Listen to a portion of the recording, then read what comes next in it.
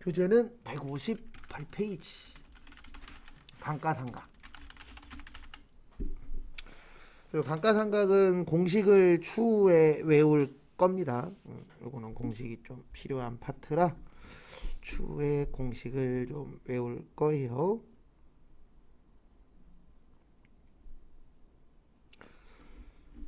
그래서 보시면은요, 감가상각이라는 게 뭐냐면 쓰면 쓸수록 가치가 뭐 한다고요?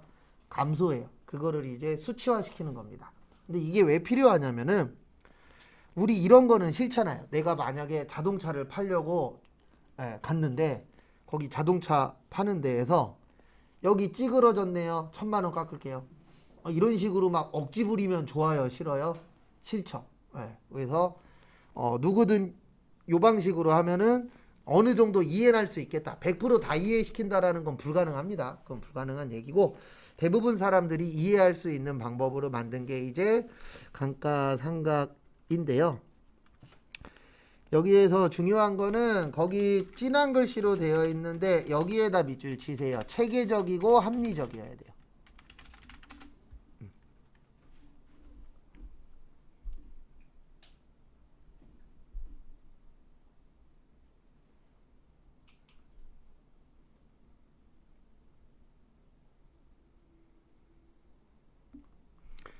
체계적이고 합리적의 뜻이 뭐 대단한 게 아니고요. 이거 얘기하는 거예요. 체계적이고 합리적이다는 그냥 다른 사람들도 이렇게 하는 걸 믿는다. 인정할 수 있다. 그게 중요하잖아요. 왜냐하면 내가 뭔가를 하려고 사람들 앞에서 했는데 그거 그렇게 하면 안 된대. 이러면 안 되잖아요. 그래서 체계적이고 이제 합리적인 방법으로 감가상각을 해야 되는 겁니다. 그 다음에 거기 보시면 저기 감가상각의 3요소라고 있어요. 감가상각은 하려면 세 가지가 필요합니다. 취득원가, 그 다음에 잔존가액이라고도 하고 잔존가치라고도 해요. 그 다음에 내용연수. 거기 추정 내용연수라고 있으시죠?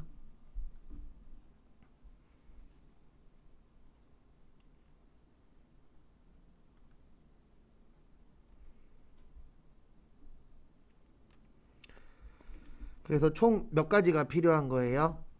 세 가지. 그래서 요 세 가지 가지고 감가상각을 할 수 있습니다. 그래서 요거는 공식을 외우셔야 돼요. 그래서 정액법 있고 정률법 있고 그다음에 연수합계법 있고 이중체감법 있고 생산량 비례법. 거기 교재에는 네 가지만 있어요. 근데 저희는 5가지로 기억을 해주셔야 됩니다.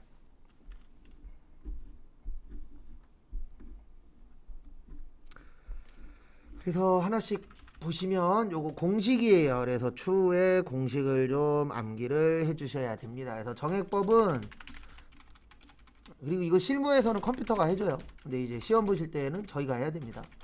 취득원가 마이너스 잔존가치 나누기 내용연수고요. 왜 정액이라고 하냐면 금액이 정해져 있어요. 그래서 매년 감가상각비가 일정해요. 그래서 정해져 있다 그래서 무슨 법이라 그래요? 정액법. 그 다음에 두 번째 정률법이라고 있습니다. 그래서 정률법은 공식이 이렇게 되세요. 취득원가 마이너스 감가상각 누계 곱하기 정률. 그래서 얘는 초기에 감가상각비가 커요. 공식은 그 2장짜리에 있어요. 감가상각비가 크다. 그 다음에 세 번째로 이제 연수합계법이라고 있습니다. 연수합계법은 취득원가 또 영어야. 취득원가 마이너스 잔존가치 곱하기 내용연수의 합분의 잔여내용연수. 그래서 연수 갖고 한다 그래서 무슨 법이라 그래요? 연수합계법이라고 표현합니다. 그것도 참고하시고.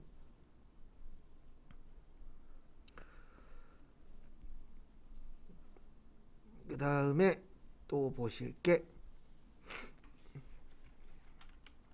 이중체감법. 취득원가 마이너스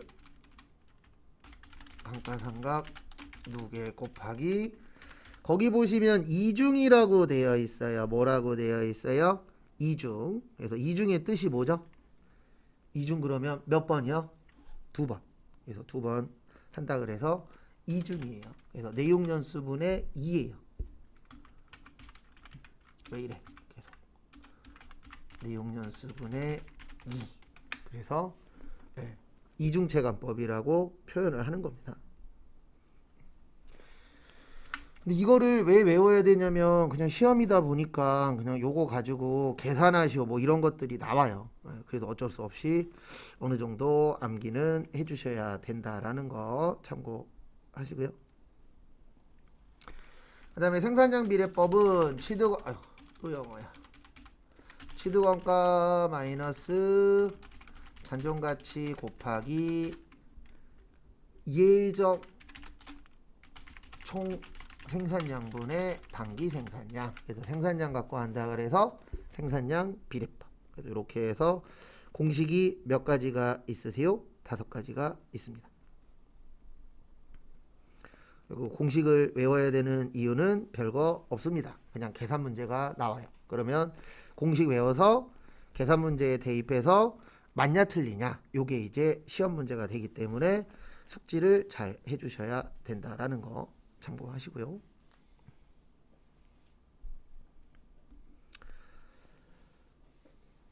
그 다음에 또 다음 거 보시면은요.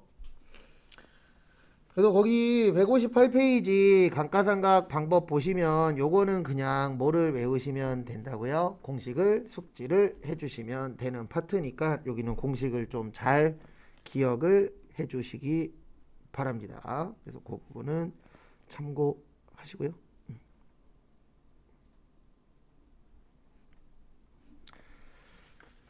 그 다음에 앞에 보시면 요거 관련돼서 제가 한 번씩 보여드릴게요. 한 번씩 보여드리고 그 다음에 문제 만들어 드릴게요. 그래서 제가 보여드릴 건 요 3가지예요. 근데 왜 요 3가지만 보여드릴 거냐면 공식은 5개 다 외워야 돼요. 근데 지금까지 계산 문제는 3가지만 나왔어요. 근데 왜 5개 외워야 되냐면 다음 중 공식으로 맞는 것을 고르시오. 이런 거 나올 때도 있거든요. 그래서 공식은 외우셔야 되고 계산은 3가지를 할 줄 아셔야 돼요. 그 밑에 거는 아직까지는 계산 문제로 나온 적은 없어요. 저희 시험에서는 뭐 다른 시험에서는 내기도 하는데 아직까지 저희 시험에서는 안 내셨어요. 그래서 그거 참고해 주시고요. 그래서 이런 경우입니다. 만약에 기계장치를 1000만원 주고 샀어요. 요게 취득원가가 되는 거예요. 무슨 원가가 된다고요? 취득원가. 그 다음에 잔존가치는 100만원으로 할게요. 다음에 내용연수는 4년으로 할게요. 그 다음에 정률은 50%로 할게요. 그래서 공식을 외우셔야 되는 이유는 딴 거 없고요. 공식을 외워야 거기에다 대입을 하잖아요. 그래서 첫 번째로 이제 정액법을 한번 보여드릴 겁니다. 무슨 법으로 할 거라고요? 첫 번째로 정액법. 그래서 보시면 정액법은 이렇게 됩니다. 어떻게 되냐면은요. 취득원가 마이너스 잔존가치 나누기 내용연수.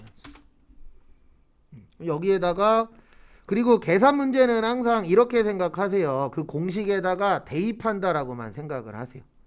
그래서 대입만 잘 하시면은 맞출 수 있구나라고 생각을 해주시면 될 것 같습니다. 그래서 이렇게 되는 거예요. 어떻게 되냐면은요. 취득원가 아까 1000만원이라 그랬어요. 얼마라 그랬어요? 1000만원.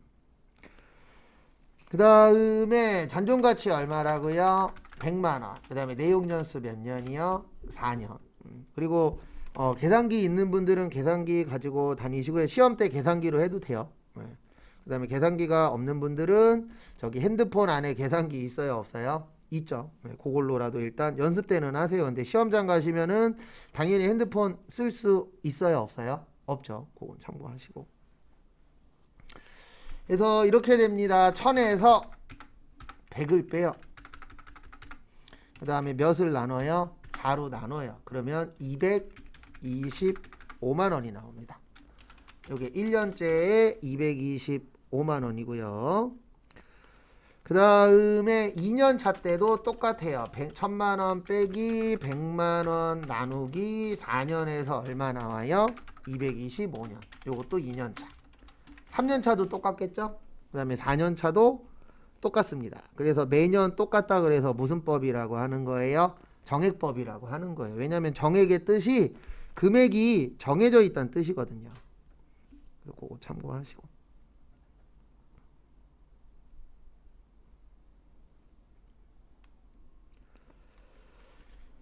그래서 요거는 1년부터 4년까지 계속 똑같은 겁니다. 그래서 정액법이 시험에 나오면 좋은 게 매년 어떻다? 똑같다.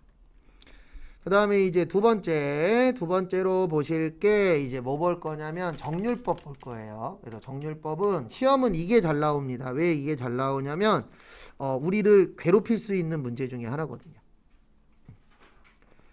그리고 지금 우리가 준비하는 건 시험입니다. 그래서 시험이기 때문에 우리를 편안하게 두지 않아요. 시험은. 그거는 참고를 좀 해주세요. 정률법은 이렇게 돼요. 취득원가 마이너스 감가상각 누계 곱하기 정률. 이렇게 됩니다.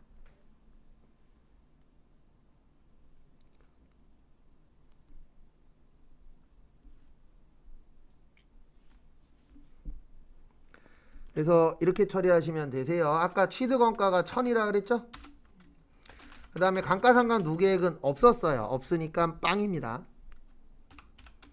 그 다음에 정률 아까 제가 50%라 그랬어요. 그러면 첫 번째는 500만 원. 그리고 얘가 시험에 나올 확률이 높은 이유는요. 다른 거 없고요. 얘는 풀 때마다 답이 달라져요. 그래도 요거를 이해하셔야 돼요. 감가상각 누계액이 뭔지. 그래서 여기에서 이해하셔야 되는 건 누계라는 용어를 이해를 하셔야 됩니다.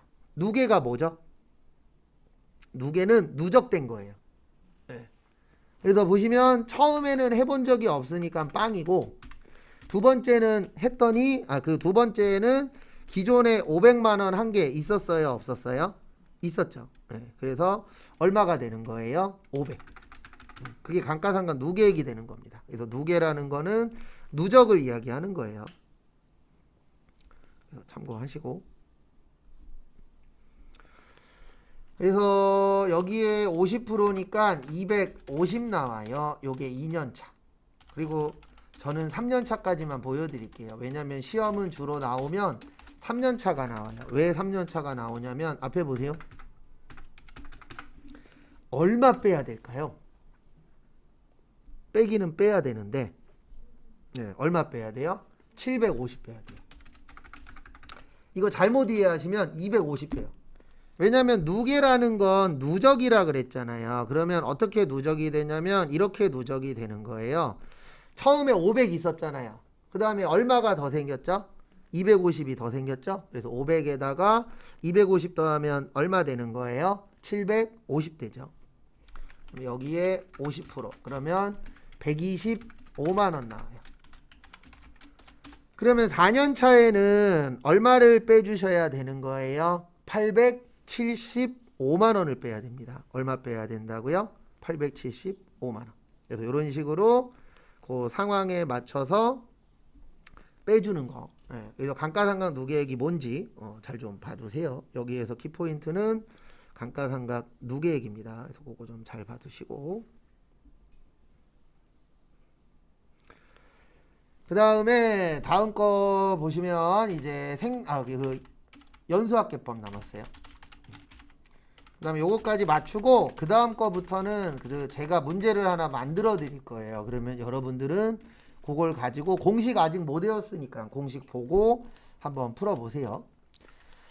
그 다음에 내용연수의 합분의 자녀 내용연수인데 여기에서 이해하셔야 되는 거는 여기를 이해하셔야 돼요. 내용연수의 합이랑 자녀 내용연수. 그리고 제가 이따 풀 때 앞에다가 공식 적어 드릴 거예요.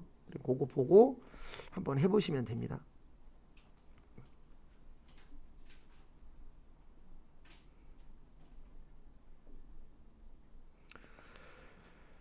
그래서 같이 또 보시면은요. 같이 보시면 취득원가가 아까 1,000만 원이라 그랬어요. 그 다음에 잔존가치가 아까 100이라 그랬습니다. 그래서 요거는 그냥 기억나는 대로 공식에 맞춰서 넣으시면 되는데 아까 감가상각 노계획처럼 내용연수의 합이랑 자녀 내용연수는 좀 이해를 하셔야 돼요. 그래서 내용연수의 합은 어떻게 구하냐면요. 아까 우리 내용연수 몇 년이라 그랬죠? 네, 4년이라 그랬어요. 몇 년이라 그랬어요? 4년. 그러면 이렇게 계산하시는 거예요. 어떻게 계산하시냐면 1 더하기 2 더하기 3 더하기 4 이렇게 더하는 거를 뭐라 그래요? 내용연수의 합이라고 표현합니다. 그거 좀 잘 봐두시고.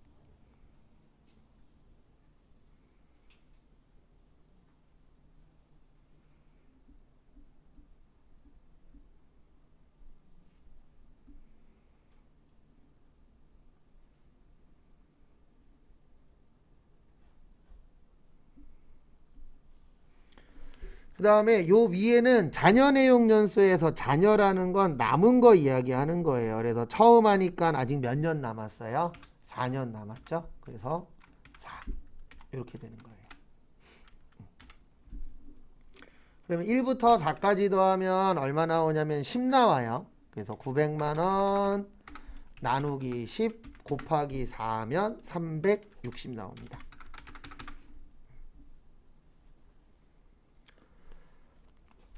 그 다음에 두 번째는 1,000만 원 빼기 100만 원. 그 다음에 1부터 4까지 더하면은 얼마 나오냐면은 10 나와요. 몇 나온다고요? 10. 네. 그래서 10분의 3이에요. 왜냐면 아까는 처음이니까 4년 남았었잖아요. 근데 한 번 했으니까 이제 몇 년 남았어요? 3년 남았죠? 그래서 4, 3, 2, 1 이렇게 내려오는 거예요.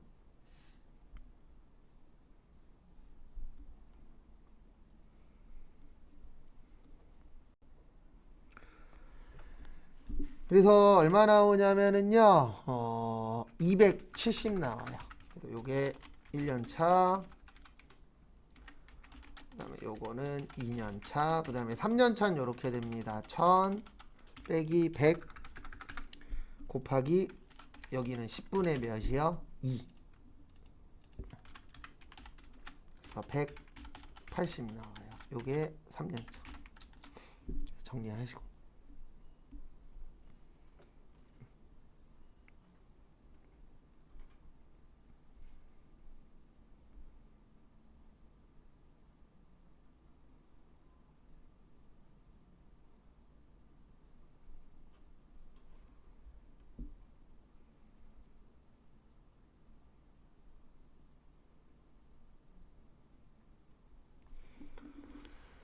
그 다음에 앞에 보세요.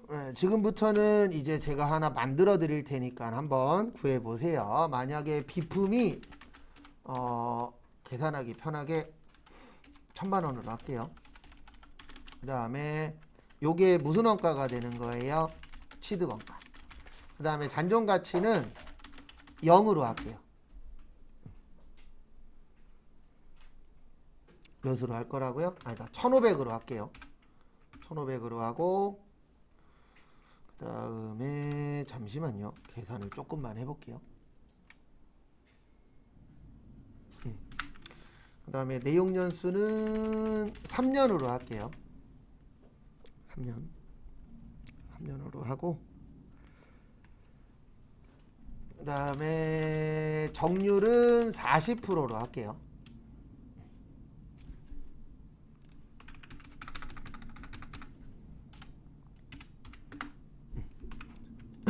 정률은 몇 프로요? 40%. 그래서 이렇게 해주시면 됩니다. 어떻게 해주시면 되냐면 정액법 취득원가 마이너스 잔존가치 나누기 뭐요? 내용연수. 그래서 정액법 구해 보시고요. 그 다음에 두 번째로 정률법. 그래서 정률법은 취득원가 마이너스 감가상각 노계획 곱하기 정률. 그 다음에 마지막으로 연수 합계법. 취득원가 마이너스 잔존가치 곱하기 왜 이래 내용 연수의 합분의 잔여 내용 연수. 그래서 요걸 가지고 3년치씩만 구하세요. 여기 어차피 내용 연수 3년이니까. 그래서 요거 가지고 3년치씩 구해 보시고요. 3시 35분까지 시간 드릴 테니까 한번 해보세요. 그래서 앞에 보시면 일단 제일 처음에 이제 정액법입니다. 그래서 취득원가가 1,500이라 그랬죠. 그 다음에 잔존가치는 0이고요. 그 다음에 내용연수 몇 년이요? 3년. 그러면 얼마 나오죠? 500. 3년 내내 500인 겁니다. 그래서 1차도 500, 2차도 500, 3차도 500. 그 다음에 두 번째 거 보시면은요. 정률법. 정률법은 1차 년도는 1500 빼기 0. 왜냐면 처음엔 감가상각 한 적이 없잖아요. 그 다음에 정률 몇 프로라고요? 40%. 그러면은 600 나와요. 요게 첫 번째 연도. 그 다음에 두 번째 연도에는 요렇게 되겠죠. 1500 빼기 600. 그 다음에 곱하기 몇 프로요? 40%. 그러면은 360 나오나요? 요게 2년차. 그 다음에 3년차는 1500 빼기 900 얼마요? 60. 그래서 540에 40% 하면 216만원 나오죠. 그래서 시험은 주로 정률이 많이 나오는 이유가 뭐냐면 정률은 여러 번 구해야 되잖아요. 그 다음에 정액법은 잘 안 내는 이유가 뭐예요? 정액법은 몇 번만 구하면 되죠? 한 번만 구하면 되죠. 다음에 연수합계법 1500 빼기 빵. 그 다음에 내용연수의 합은 이렇게 구하는 거라 그랬어요. 지금 3년이니까 1 더하기 2 더하기 3 분의 3이에요. 그러면 750 나오나요? 1년째.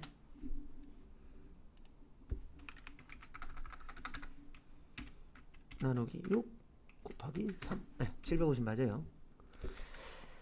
그 다음에 2차 년도는 1500 빼기 빵 곱하기 1 더하기 2 더하기 3 하면 6 나옵니다. 몇 나와요? 6분의 2 하시면은 500 나와요. 요게 두 번째. 그 다음에 마지막으로 세 번째 연도 할 때는 곱하기 여기는 6분의 몇이요? 1.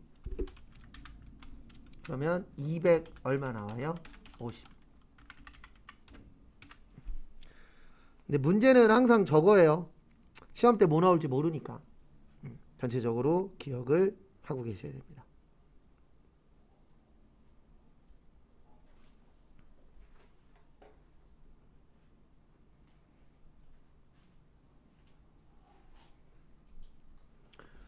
그래서 한번 간단하게 감가상각 관련돼서 한번 해봤습니다. 그거 참고하시고요. 그 다음에 162페이지로 넘어오세요.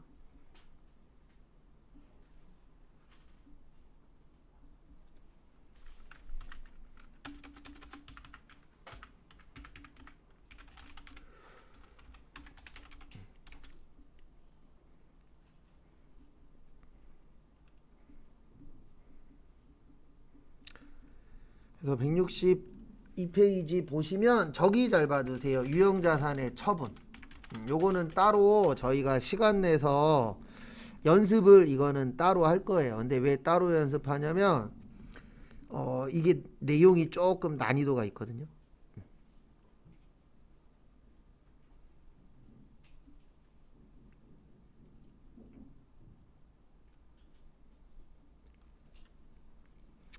그래서 보시면 유형자산의 처분에서는 두 가지만 일단 알고 계시면 돼요.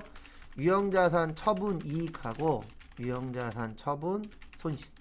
이렇게 이제 두 가지.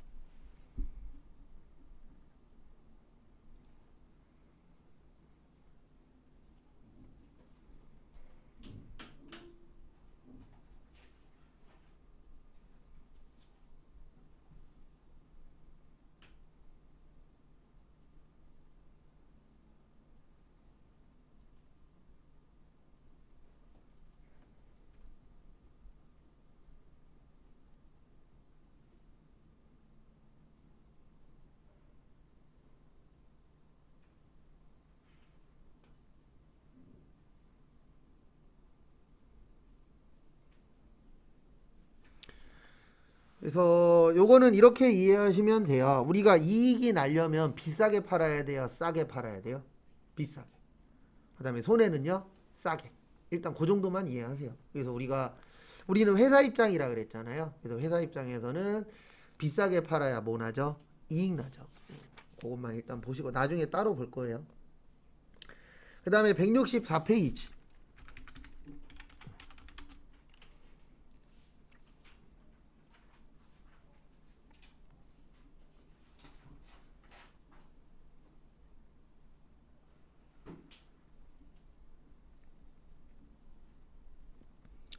그래서 보시면 164페이지 보시면 특수한 경우라고 있어요. 그래서 첫 번째 보시면 국공채 등을 불가피하게 매입하는 경우.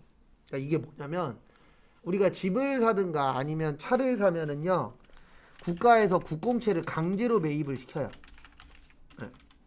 그래서 국가에서 발행하면 국채, 공공기관에서 발행하면 공채. 네, 이런 것들을 이제 강제로 매입을 시킵니다. 그래서 여기에서 이제 키포인트는 그 액면가액과 현재 가치와의 차액은 부대 비용으로 보라고 되어 있어요. 이거는 강제로 사는 겁니다. 내가 원해서 사는 게 아니고 집을 사거나 자동차를 사면 국가에선 이렇게 보는 거거든요. 틀린 말은 아닙니다. 집 샀대. 그럼 너 돈 있지. 그 다음에 자동차 샀대. 너 돈 많지. 그러면은 강제로 국공채 사. 이렇게 되어 있어요. 법에서는. 왜냐면 우리가 집 사려면 돈 있어야 돼요? 없어야 돼요? 돈 있어야 집 살 수 있죠? 자동차도 똑같아요.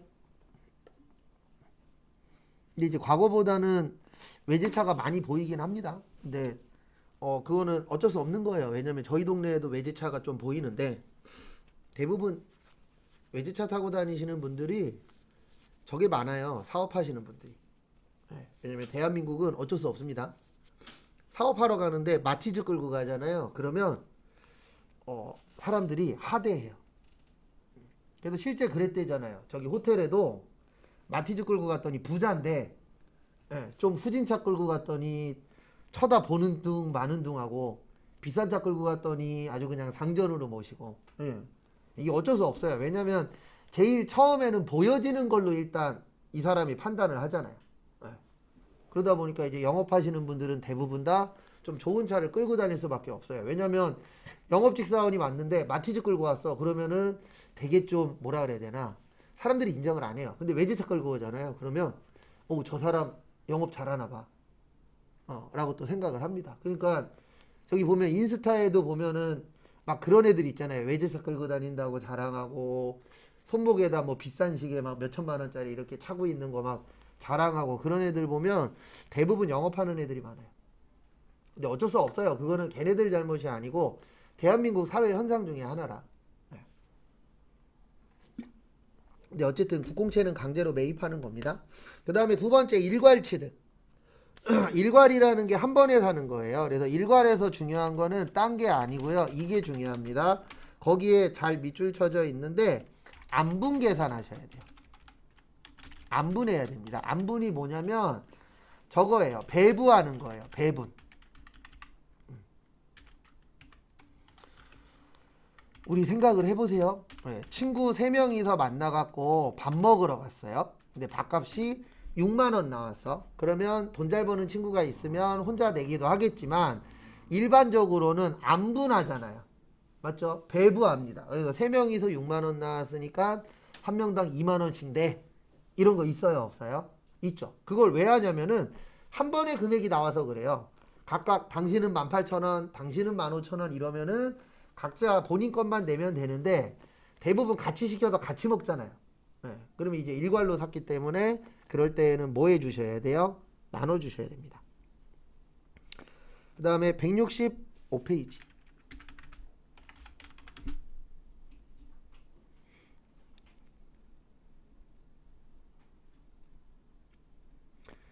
그래서 165페이지 보시면은요.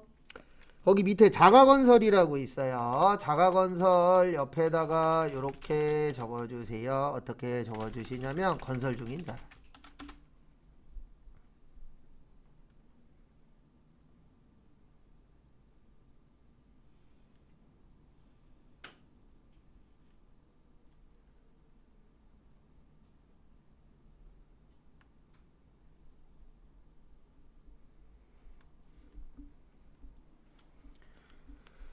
그래서 자가건설이라는 게 우리가 직접 만드는 거거든요. 그래서 거기 두 번째 줄 끝쪽에 써 있어요. 건설 중인 자산이라고. 그래서 요거는 이제 완성이 안 됐을 때, 그래서 완성되기 전까지 쓰는 개정 과목입니다.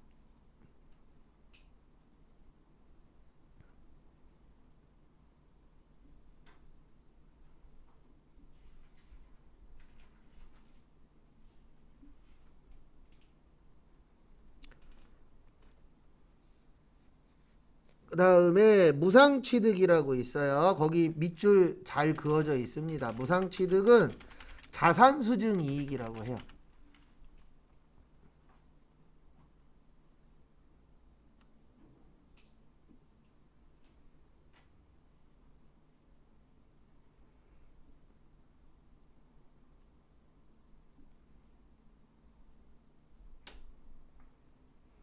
그래서 자산수증이익의 뜻이 뭐냐면은요. 숫자 나오면 공부하실 때 숫자 나오면 무조건 받을 숫자예요. 그래서 자산을 받은 건데 증이라는 게 증여예요. 증여가 뭐냐면 공짜로 받는 겁니다. 살아있을 때 공짜로 받는 걸 뭐라 그래요? 증여라고 해요. 그래서 증여받았다 그러면은 공짜로 받았다라고 생각을 해주시면 됩니다. 그거 참고하시고.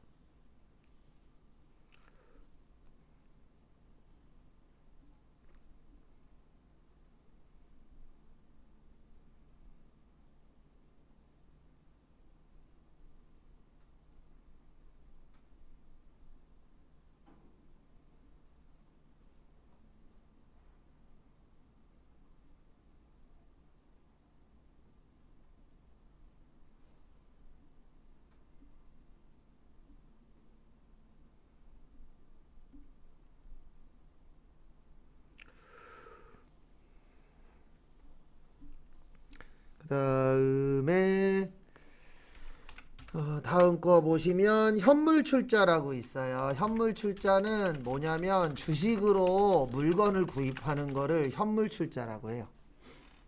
그러니까 이런 거예요. 어떤 거냐면은 내가 만약에 저거를 갖고 있어요. 삼성전자 주식을.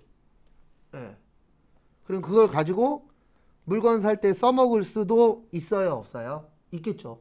예. 근데 뭐 일반적인 주식이 안 되겠지만 그래도 주식으로 물건 사는 거를 현물 출자라고 표현을 합니다. 참고하시고요.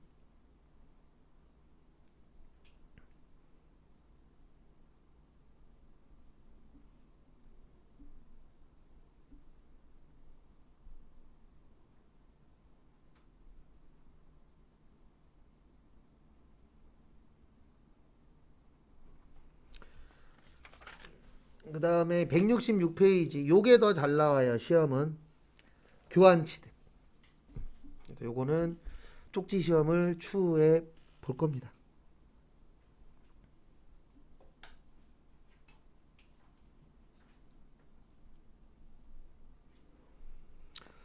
그래서 앞에 보시면은요 166페이지 교환. 우리 교환의 뜻이 뭐죠? 바꾸는 거죠. 그래서 바꾸는 거를 이제 교환이라고 표현하잖아요. 그러면 보시면 교환에는 두 가지가 있어요. 같은 것들끼리 바꾸는 거를 동종 자산 간의 교환이라고 표현하고요. 그 다음에 다른 것들끼리 바꾸는 거를 이종 자산 간의 교환이라고 해요. 그래서 우리 뭐 이거랑은 관련 없지만 이종교투기라고 있잖아요. 네, 다른 것들끼리 싸우는 거. 그래서 동종 그러면 같은 겁니다. 그래서 이때는 제공한 자산의 장부가액으로 보고요. 그 다음에 이종일 때는 제공한 자산의 공정가액으로 봐요. 공정가랑 장부가랑 다른 거예요. 장부가는 장부에 있는 금액이고 공정가는 사고 파는 금액이에요.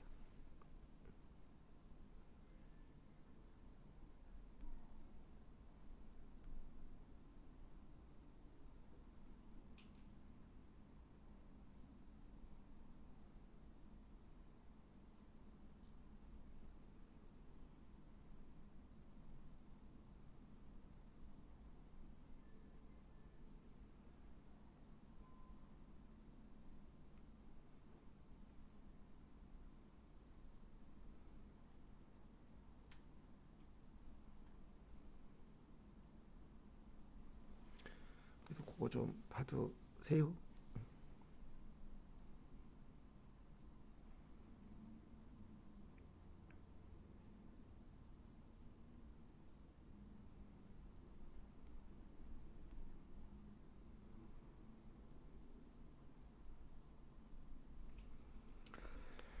그다음에 그래서 교환 요거는 좀 외워 주셔야 돼요.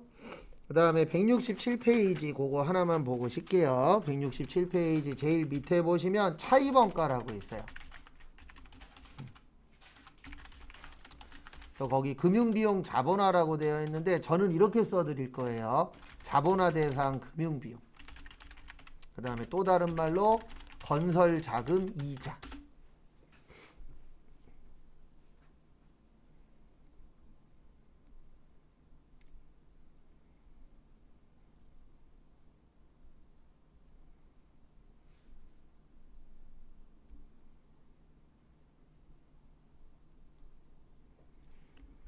그러니까 이게 무슨 뜻이냐면은요.